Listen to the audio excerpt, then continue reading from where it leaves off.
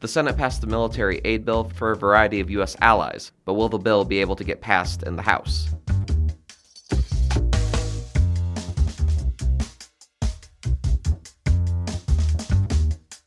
Produced by Defense News and Military Times, this is the Early Bird Brief. Each morning we bring you the defense and national security news of the day. If we want the world to remain a safe place for freedom, for democratic principles, for our future prosperity, then America must lead the way.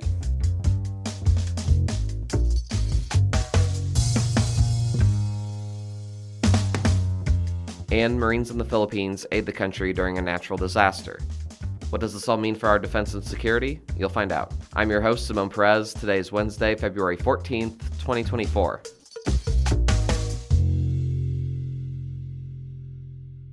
Hey guys, happy Valentine's Day. We consider all of you loyal listeners of the Early Bird Brief as our Valentines.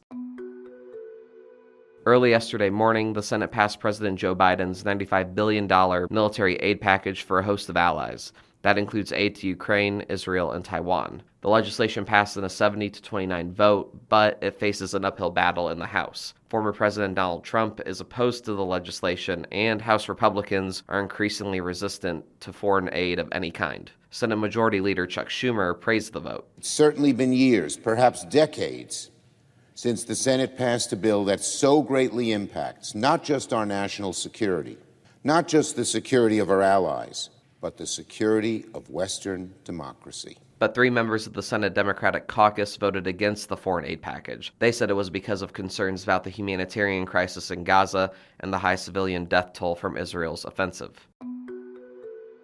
Here's why it matters. President Joe Biden's foreign aid request stalled for 2 months in the Senate. Republicans had demanded immigration policy changes in exchange for their support on military aid to Ukraine and Israel. Trump disparaged the eventual deal that was brokered 2 months later, even though Senate Democrats agreed to immigration restrictions. Senate Republicans then backtracked on the deal and moved forward with a bill solely focused on foreign aid. Senate Republicans then backtracked on that deal, and Democratic senators then moved forward with a bill solely focused on foreign aid. But then a number of Republican senators said that the bill's lack of any border security provisions was the reason they weren't going to vote in support of the legislation. We should not send a dime to Ukraine until our borders are fully secured. The Senate bill includes another $60 billion in security and economic aid for Ukraine. The military support includes $19.9 billion for the Pentagon to backfill weapons sent to Ukraine through U.S. stockpiles and $13.7 billion for the Ukraine Security Assistance Initiative. That is the program for the Defense Department to write longer-term contracts to send weapons to Kyiv. There's also $1.6 billion in foreign military financing that allows Ukraine and other European countries to use the money to buy weapons from U.S. defense contractors. The bill includes $10.6 billion for the Defense Department to continue providing munitions and other weapons to Israel, too, including $4 billion for the Iron Dome and David's Sling air defense systems. Another $2 billion in foreign military financing from the bill would go to Taiwan and other Indo-Pacific security partners. $1.9 billion will also go toward Defense Department efforts to backfill weapons sent to Taiwan from U.S. stockpiles. That would allow the U.S. to send weapons more quickly to Taipei.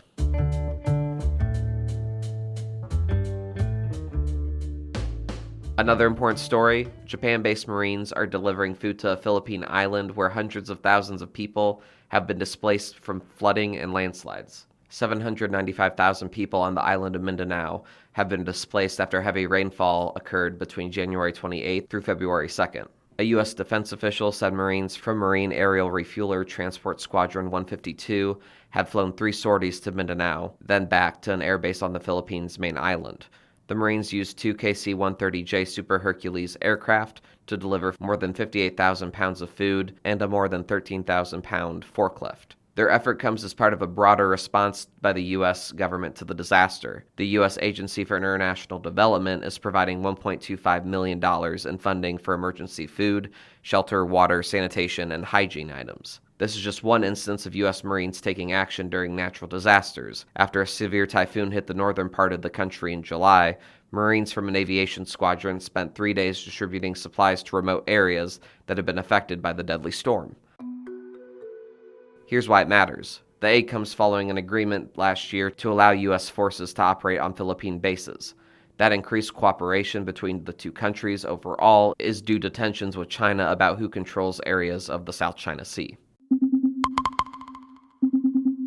Also on your radar for today, Air Force Secretary Frank Kendall said the Air Force will create new forward-looking capabilities and reorient its strategy to the ever more tense Indo-Pacific. For more on this, Air Force Times editor Rachel Cohen joins the episode. Hey Rachel, thank you for joining us. Could you just tell us first what acquisition efforts are being made to be a more ready force? Yeah, acquisition is a big piece of this overhaul. So they want to create a new command called Integrated Capabilities Command, which is basically going to be like the Air Force's futures organization. So looking at things more holistically, getting outside of just the, fighter, bomber, mobility, specific kind of lanes and thinking about, what do we really need to be successful in the future? How do we kind of coordinate requirements across the whole service? Do that in a way that makes sense financially, that makes sense, timing wise.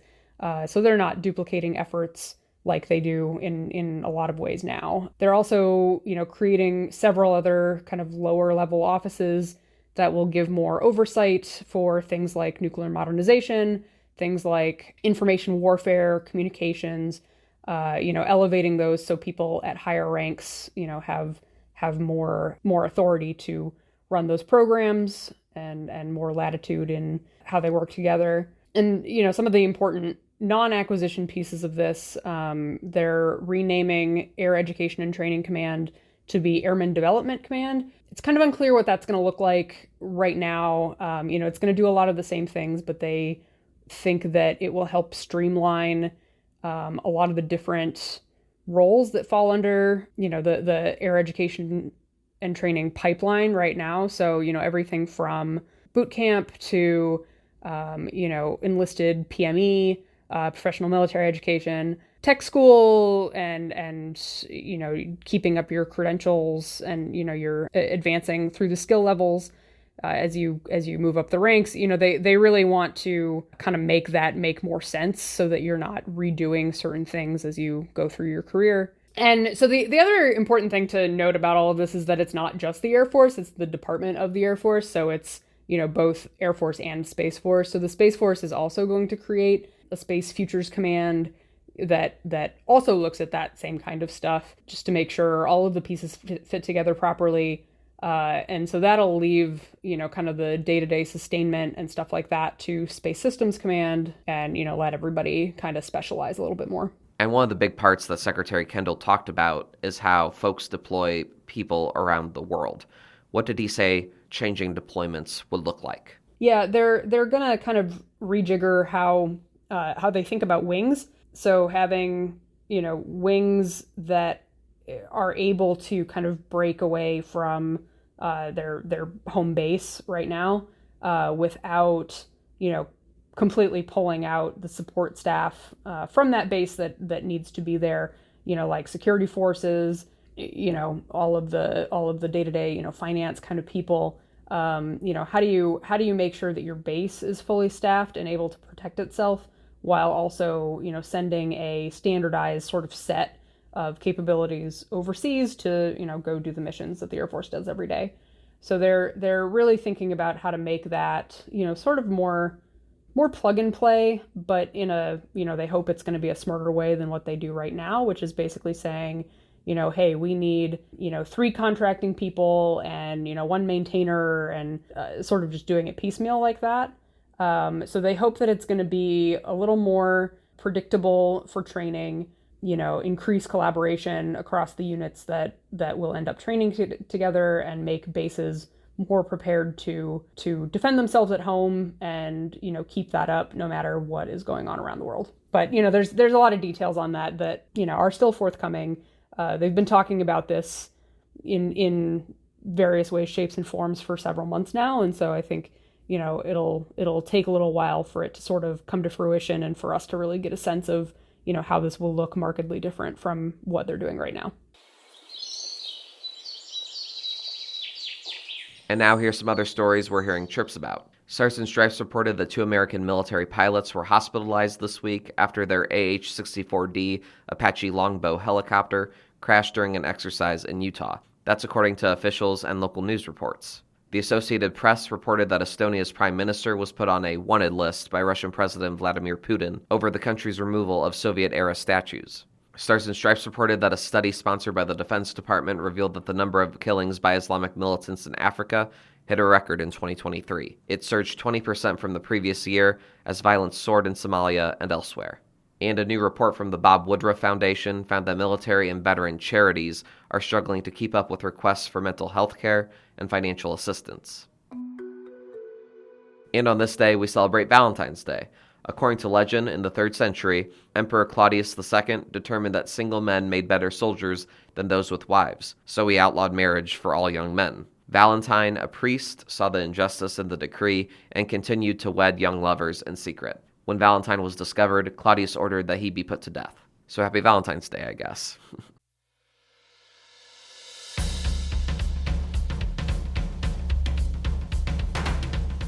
That's it for us this morning. To get more top stories and breaking news, go to defensenews.com/EBB to subscribe to the Early Bird Brief newsletter.